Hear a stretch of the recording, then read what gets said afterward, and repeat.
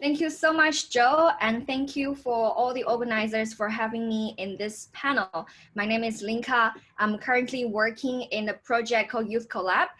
It's co-led by UNDP and City Foundation in the Asia Pacific. So leaving no one behind and inclusiveness means a lot to us. And also today we have a lot of amazing young entrepreneurs who are really bringing this into their startup, into their social enterprises. So let's start by getting to know about our panelists.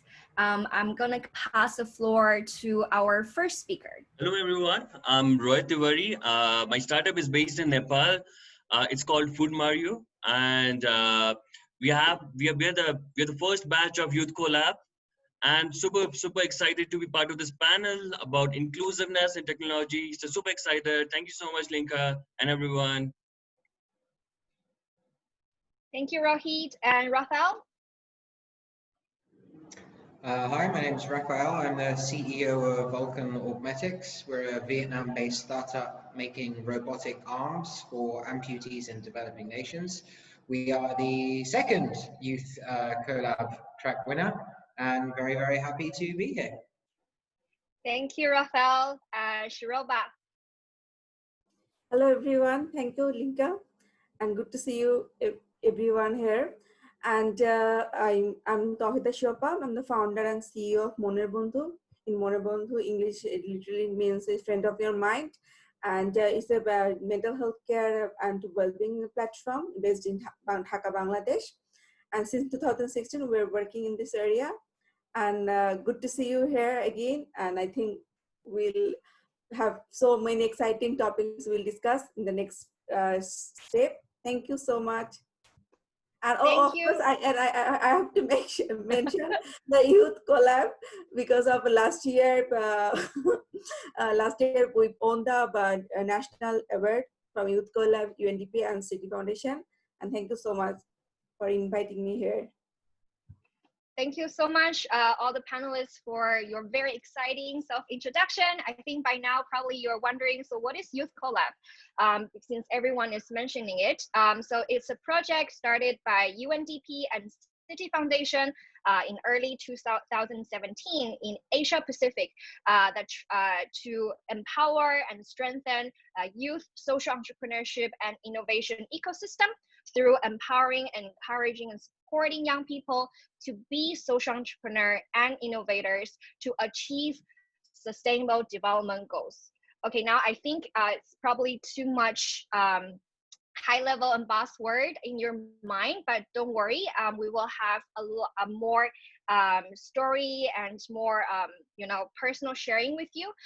So one thing about SDGs here is a concept called leaving no one behind and bringing the inclusiveness to the society.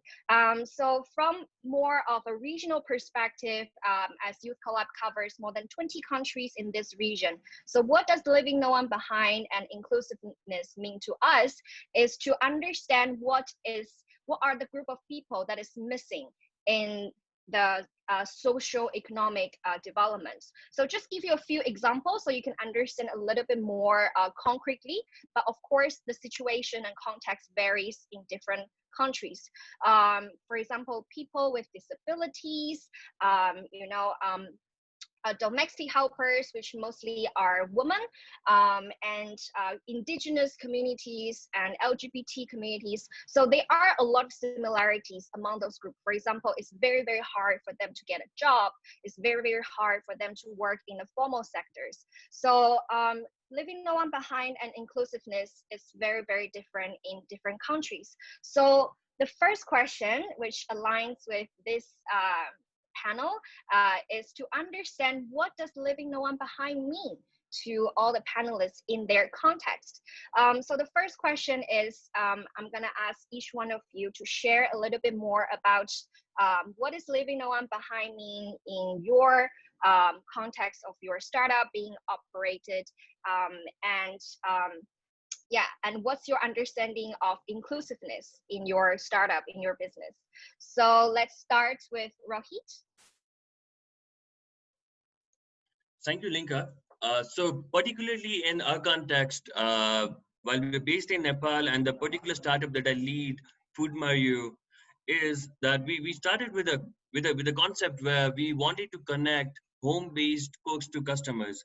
What it actually means is a lot of people in our subcontinent, they tend to 80% of, to be specific, almost 80% of the working age women back in the subcontinent choose and decide to be at their homes. But what they're really good at with the experience of 20, 30 years is that they actually cook really good food. So with the technology that we built, we actually enable them to start selling food from their own comfort at their home.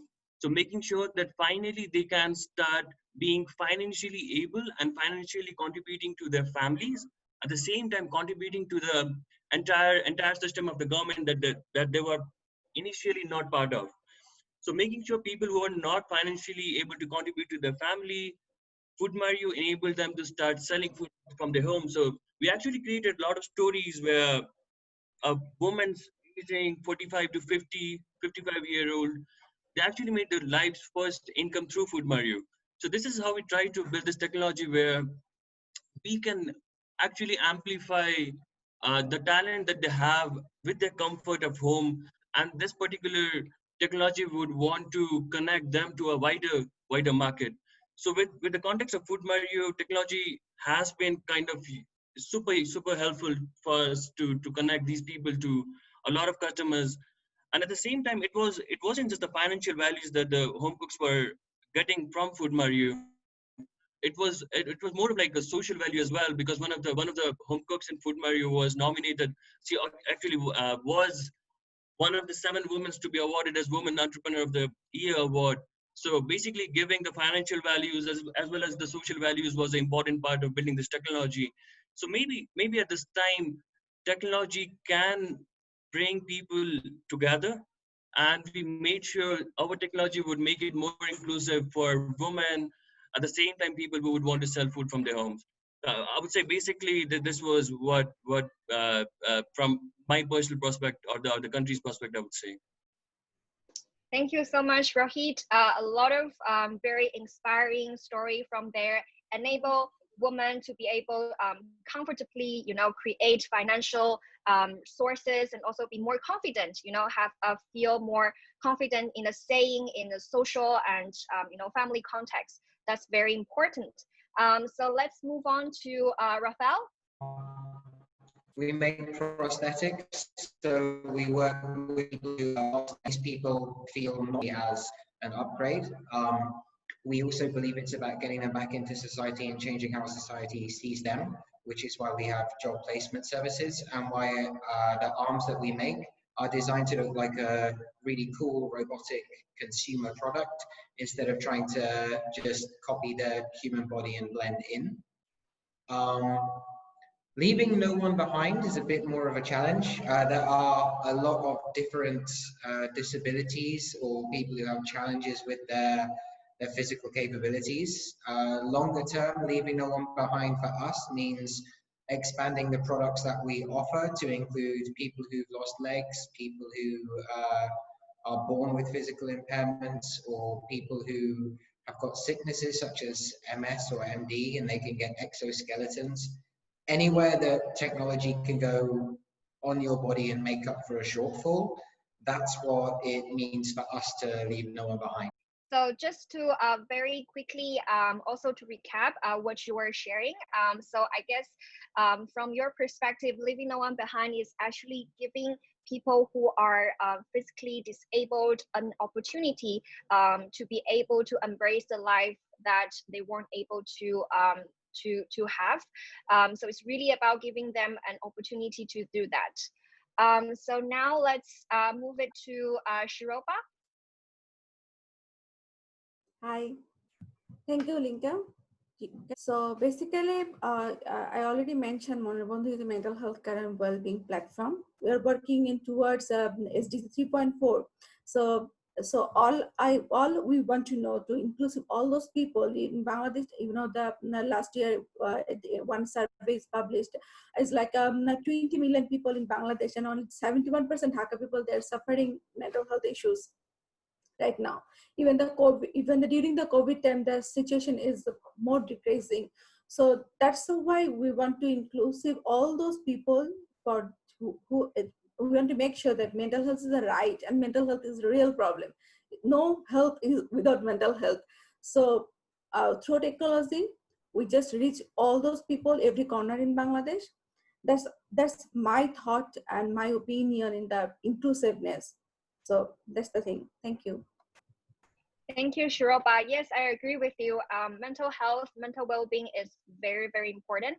And most of the time, if we don't take care of people's mental well-being, and it kind of sometimes it have a very bad consequences. And those people who suffer from mental well-being severely will also be the group that will be left behind. So that's indeed very, very important.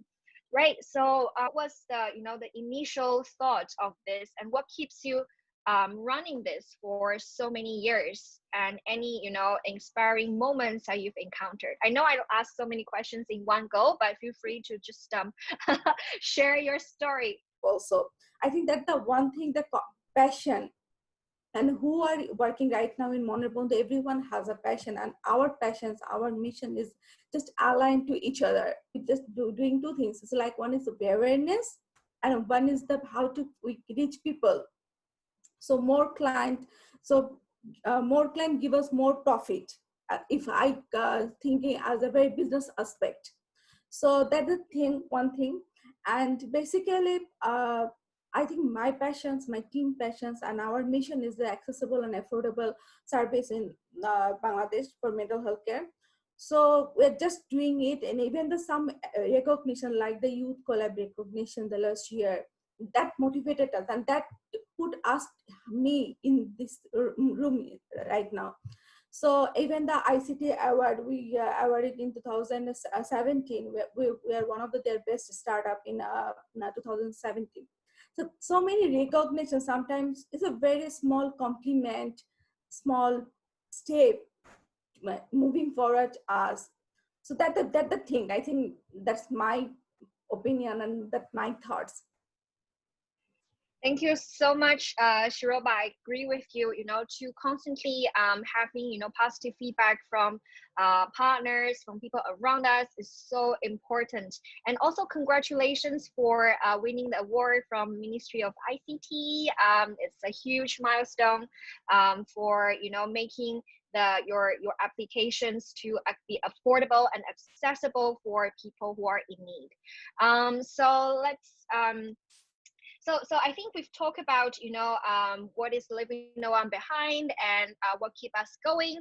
I just want to ask all our panelists a question, how do you need to put extra effort and go for extra mile to reach those people, and what kind of practical suggestions that you want to give for our fellow entrepreneurs who are listening, or people who are inspired and wants to create their impact driven, inclusive, technology driven business? What kind of suggestions you can give them? So yeah, and let's also once again start with Rohit. Thank you, Linka. Like, this is actually a really good question where everything has to come together.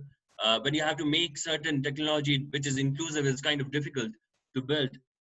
This is where I think for any startup in part of the world, you have to know that particular geography or the place where you're trying to create that impact, and you have to know the local culture on how people are going to react to it. So while we actually built this Food Mario application, the partner application that was targeted towards a lot of people who would want to stay at home. They are moderately connected to internet. They know what to do on Facebook. They actually use they would use social media often, but they are not that well with using other applications. So what we did was we actually tried to get inspired by the UI UX that we had on Facebook, making sure that the application that we built can be used easily by these users from the end. So knowing your particular crowd, where knowing the customers or the vendors is very important in building your technology for them, because it has to be used locally. So doing a lot of research and making it in a way where they can use it very easily, maybe using the local languages would help. These changes are kind of very important when you're building a very inclusive technology. I'm very sure that other panelists have their own stories as well. I would say basically these were the points that we actually made sure was taken care of. Thank you, Linka. Thank you, Rohit. That's a very valid point. Like making sure that technology is definitely not a barrier for us to reach our customers or our beneficiary. That's a very good suggestion. And Rafael, what do you think? If you have a product that is a fairly severe need, if you do not have an arm, like our product is one of the only options you have. So anyone searching for solutions here will find us. So we have a big advantage there. For us, the biggest challenge is we do very customized hardware. It has to be fit to your body and it has to reach you wherever you are. So the biggest challenges for us are arranging the logistics so that people can actually get their hands on the product. And the other huge challenge is building trust, because a lot of these people, even when you come and offer them something free, they are quite wary of it. They're not sure what your motivation is. They're not sure if this is just something that's going to be dumped on them without support.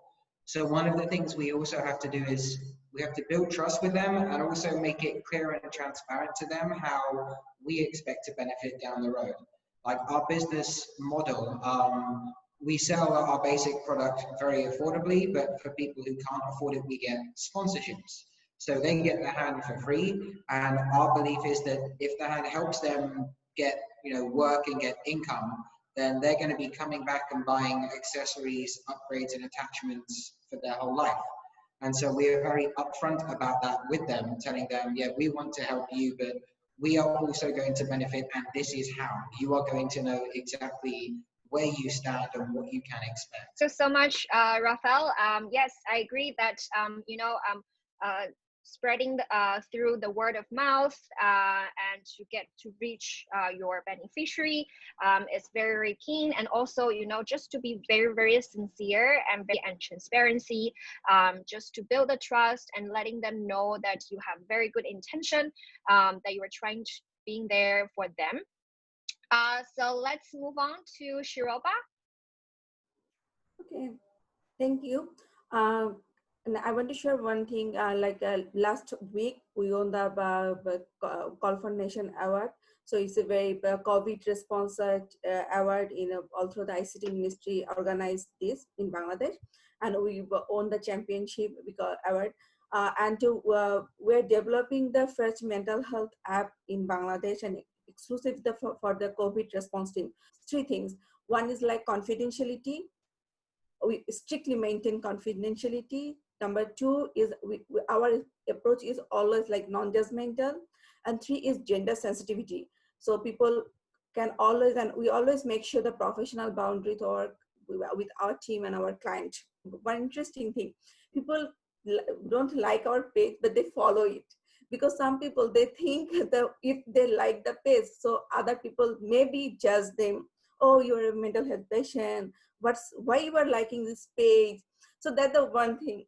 So that's why we created more awareness event. So even the awareness building program, we reached the more than 20 million people in Bangladesh through our awareness event.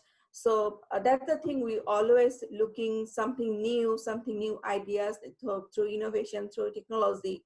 And right now we are developing our app, and it is the meditation based for the young, for the adult, even the people who are suffering for domestic violence, especially the women. So we have the special feature for the women. So that's the thing. Thank you. Thank you so much, Shiropa. I think what I've learned from all of you and has been summarized very well through Shiropa's sharing. So I guess there are two things I've learned so much from all of you. So first is, really understand your thinking from the perspective of your beneficiaries, of your clients. And the second one is actually very, very important, is making people feel comfortable using our service, using our products, because they might be social stigma and also stereotype of letting people not feeling comfortable of having access using our products. So really trying to make this awareness and build the trust is so important. So I think I've asked enough questions, even though I still have a millions more, but I would like to give some of questions opportunity to the audience here. So I can see a question that is going to Rohit.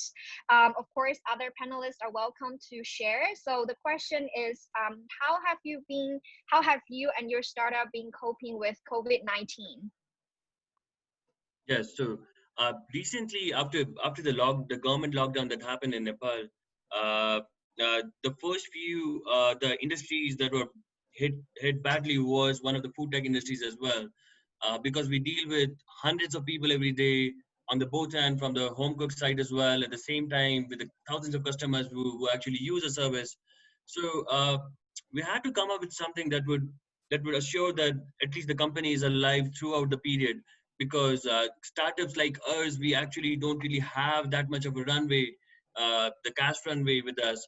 Uh, so what we actually, after 15 days of lockdown, we started a different vertical called Food Plus, where we introduced essential deliveries to Food Mario, making sure that the company, the brand is alive. We're doing something. We're making sure that the company keeps the team intact. So we turned into a different vertical called Food Plus. And over the time, after doing essentials delivery for a month, we started a different vertical as well, where we weren't before. It was getting restaurants as well. So making sure that this is the time where restaurants need us as well. So we started, now we have three verticals to Food Mario. One is home cooked food, one is essentials, and now we have restaurants as well, making sure that that the ecosystem is created around it and everyone actually survives through lockdown. And we're actually getting good orders for all the verticals, and I'm very strong that we're gonna be keeping these all verticals even after this lockdown. Thank you so much, Rohit. It's very amazing to see that how quick that you adapt to the situation, because I think leaving no one behind and being inclusive is one thing before COVID-19, is another thing during the COVID-19. So I'm very glad that you did that. Maybe Rafael and Shiropa, do you want to share how is your startup been coping during this time? Yeah, okay, so let's start with Rafael. Super quick summary. COVID came, we continued our R&D program, but we also opened up our maker platform and connected with local 3D printers and small manufacturers, so we could make PPE like face shields and masks and boxes that they use to intubate people in hospitals. So for us, it was just, let's find something else we can also make a network to help people out. And that was our sort of COVID response. That's amazing. That's amazing. Thank you so much. That's actually very, very inspiring that you are also supporting, the response of COVID-19 as well. So Shiropa? Yeah. And first of all, I want to share my deepest gratitude to UNDP and the Youth Collab team.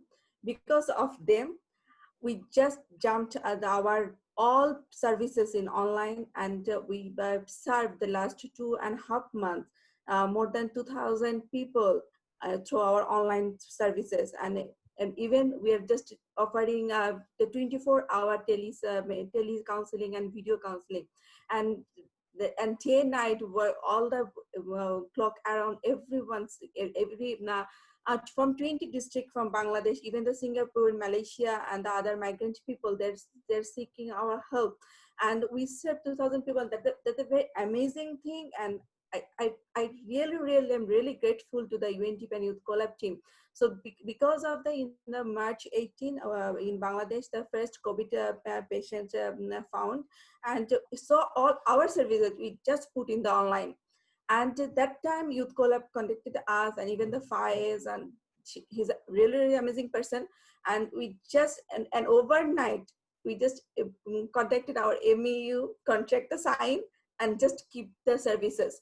Thank you so much, Shiropa, and thank you all the panelists for sharing your inspiring journey. We're now at the end of this panel discussion, and I think I truly believe that they are a bigger world and larger world that we haven't seen, and a lot of group of people who are seemingly invisible to us that actually need us to find them. But thanks to all of you, they were able to access to those products and services that are otherwise not available to them. So you guys are all true heroes, making the world a better place with, you know, making a room for marginalized communities or being ignored communities. So with that, I would like to conclude this panel. I see there are a lot of questions and excitement from the audience. So I would like to give each panelist a chance to leave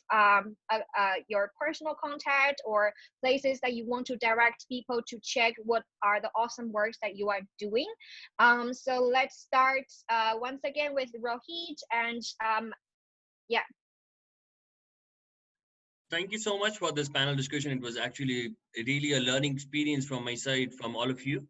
I couldn't even imagine the fact that how a manufacturing unit like yours, Raf, can change so quickly into building something else for COVID. So it was kind of learning experience from all of you. At the same time, if you want to ask me more questions, if you have any questions, you can connect to me on LinkedIn, Facebook, Twitter. I'm all over the place. And you can email me as well at rohit@foodmario.com. So this is my email ID. And I would say this is it. And thank you so much again for Youth Collab, for Linka, Cynthia, everyone here. And definitely looking forward for more questions and more panel discussions. Thank you. Thank you, Rohit. Rafael? Yep, so again, thanks for having us as well. It's been a delightful experience, even with the dodgy Zoom links and Vietnamese internet. For Vulcan, you can find us at wearevulcan.com, or our Facebook is Vulcan Augmentics.